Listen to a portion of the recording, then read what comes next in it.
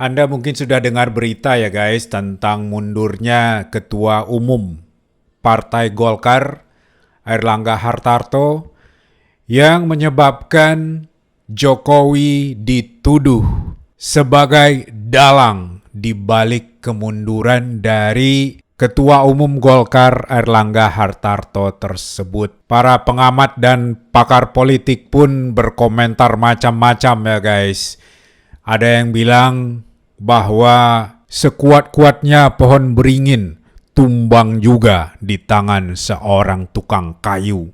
Begitu katanya guys, menurut pakar atau pengamat politik yang sering kita saksikan di layar televisi.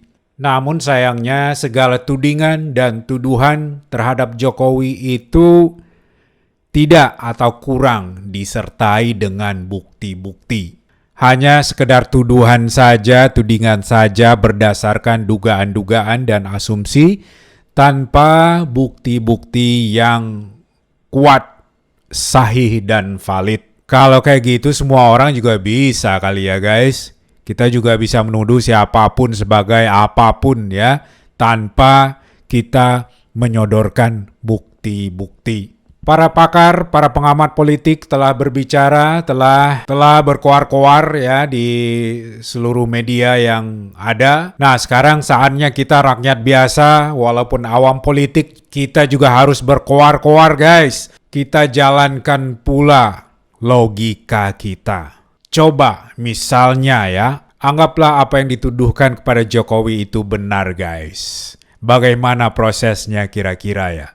Apakah sebelumnya Jokowi menyuruh Airlangga Hartarto tersebut untuk mundur? Gimana kira-kira Jokowi bilangnya ya? Mungkin kayak gini kali ya.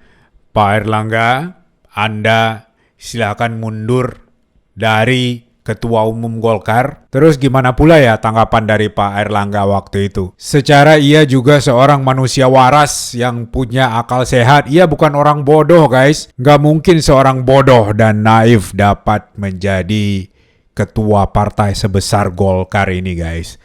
Terus kalau misalnya Pak Jokowi udah bilang gitu, tanggapan Airlangga gimana ya? Oh iya Pak Jokowi pengen saya mundur ya, oke, besok saya umumkan pengunduran diri saya. Apa mungkin itu yang terjadi? Terus kemudian apakah partai sebesar ini akan tunduk kepada seorang presiden yang akan segera berakhir masa jabatannya?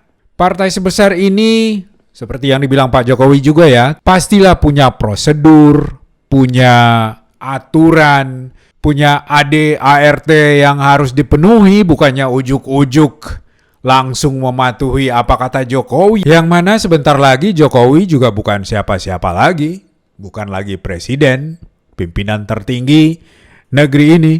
Tuduhan-tuduhan ini sepertinya menurut saya yang awam ini guys, sepertinya tidak berdasar sama sekali ya.